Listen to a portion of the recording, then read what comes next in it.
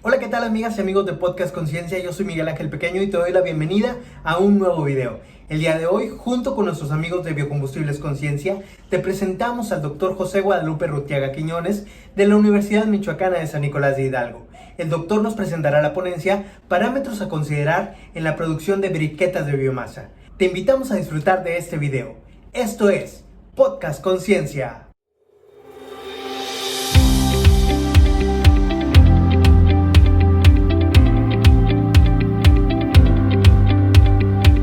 Bienvenido, doctor, aquí a Podcast Conciencia. Miguel Ángel, buenas tardes, me da mucho gusto saludarte. Igualmente, doctor, ¿está listo para seguir compartiendo mucha más información sobre los biocombustibles sólidos? Estamos listos. Perfecto, doctor. Las cámaras y los micrófonos de Podcast Conciencia son para usted. Adelante. Muchas gracias. Bien, pues muy buenas tardes. Vamos a hablar un poquito sobre los parámetros que hay que considerar para la producción de briquetas de biomasa. Primero me gustaría centrar el tema de dónde se ubica la biomasa en relación a las energías renovables. Estas energías renovables son aquellas fuentes de energía inagotables y respetuosas con el medio ambiente. Su clasificación es la siguiente: energía hidráulica, energía eólica, energía geotérmica, energía solar y biomasa. Esto es tomado de Velázquez 2018. Ahora bien, ¿qué es la biomasa? Según la FAO, es el conjunto de plantas terrestres y acuáticas, junto con sus derivados, subproductos y residuos producidos en su transformación. Una versión más corta es la materia orgánica no fosilizada. En esta diapositiva observamos la productividad media de la Tierra, que me encontré por ahí en las referencias bibliográficas, y destacan dos puntos, dos regiones. Por un lado, los bosques y montes, que contribuyen con el 46%, y por otro, los océanos, con un 33.5%. Estos valores son medios, son promedios. Entonces, destaca la importancia que revisten los bosques y montes en la producción de biomasa en la Tierra. Ahora bien, hay una clasificación de los tipos de biomasa para uso energético. Por un lado, se habla de cultivos energéticos. Estos, a su vez, se subdividen en herbáceos y en leñosos. En herbáceos, pues podemos encontrar los restos o residuos de maíz, de trigo, cebada, girasol, etcétera, otras plantas agrícolas. Y dentro de los leñosos tenemos pues las maderas, eucaliptos, sauces y algunas otras especies forestales. En relación a los restos y residuos tenemos más divisiones, digámoslo así.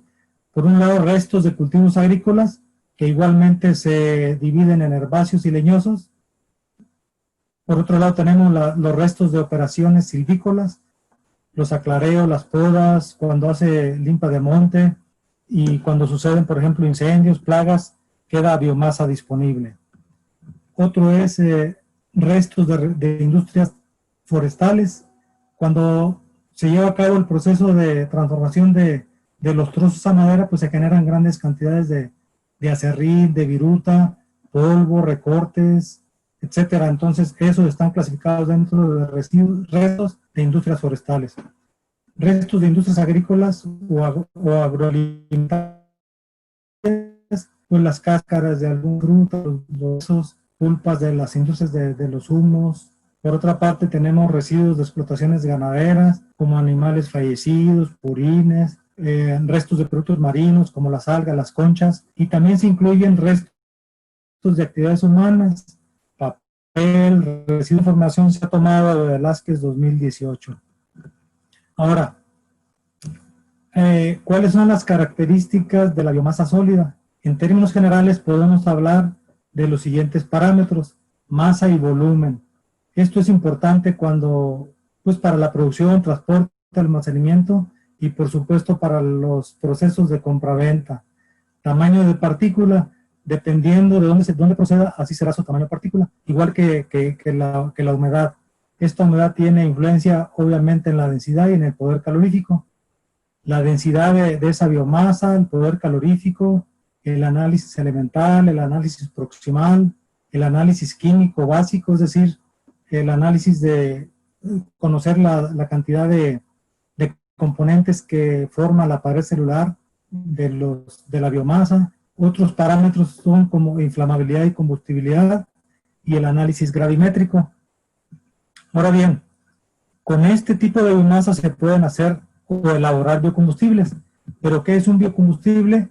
Pues son sustancias o materiales que provienen de la transformación física o química de la biomasa, que desprenden energía calorífica al reaccionar con el oxígeno exotérmicamente. Los tipos de biocombustibles que se reportan en la literatura son líquidos, como el bioetanol, biometanol, biodiesel y aceites piroleñosos. Por otra parte tenemos los gases, el biogás, gas obtenido por gasificación, y el biohidrógeno. Y por último los sólidos, biocombustibles sólidos, muy conocidos, el carbón vegetal, leña, astillas, pellets y briquetas.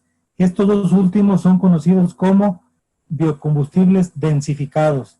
Entonces, ¿qué es una briqueta? Es un biocombustible de origen lignocelulósico, principalmente, formado por la compactación de biomasa, que igualmente por lo general es de origen lignocelulósico. Su diámetro va de 3 a 20 centímetros, la longitud de 15 a 50 centímetros. Los principales materiales o biomasa para hacer briquetas son madera y corteza, pero también puede haber otros materiales como paja, hierba, acerrín, polvo, residuos urbanos, restos de tableros, papel, etc. Y en algunas ocasiones se usan aditivos. A grosso modo, la clasificación en relación a la tecnología del briqueteado, podemos decir que existen briqueteadoras de pistón, de tornillo, de prensa hidráulica y de prensa de rodillo. Esto es tomado de Shen y colaboradores del 2013. En el proceso de briqueteado, las condiciones particulares específicas puede ser la mezcla de biomasa.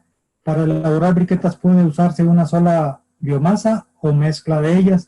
Entonces habría que evaluar las proporciones, las cantidades de lo que se va a usar. La presión pues se reporta que es variable. Algunos datos indican que va de 15.7 a 318 megapascales. Temperatura igualmente variable, se reportan de 25 a 120, pero hay briqueteadoras que trabajan a mayor temperatura. El flujo está relacionado con el tamaño, con la uniformidad del material que va a entrar a la prensa donde se van a formar las briquetas. Esto es tomado de Carrillo 2015. Un ejemplo típico de la línea de flujo para biocombustibles, podemos decir que, por ejemplo, si tenemos acerrín y si ese acerrín tiene un contenido de humedad mayor al 12%, sería preciso un secado. Por otro lado, podemos tener astillas o recortes en donde el tamaño no es uniforme, entonces hay que homogeneizar ese tamaño. Será a lo mejor necesario un proceso de secado, después un cribado y un compactado. Ahí, en ese proceso de compactado es donde se pueden formar pellets o briquetas. Una vez que se han elaborado, pues se enfrían, se envasan y a su venta. Algunos ejemplos que encontramos en la literatura en relación a las plantas para producir briquetas se clasifican en tres. Por un lado, pequeña a mediana producción, que va de 120 a 700 kilos por hora. Mediana o alta producción de 700 a 1000. Alta producción, pues mayor de 1000 kilogramos por hora. Ejemplo de briqueteadoras, ahí observa del lado izquierdo una que es propiedad del ingeniero José Antonio Mijares, es una empresa forestal en la ciudad de Durango. Por ejemplo, en ese caso alguna vez hicimos algunas briquetas y la temperatura que pudimos alcanzar fueron 350 grados. Del lado derecho se observa un poquito de humo y la briqueta cayendo. En el lado derecho está una briqueteadora, esta es experimental, es de laboratorio, fue adquirida con el proyecto del clúster y se encuentra ubicada en la Universidad Juárez del Estado de Durango, en el instituto, en el ICIMA.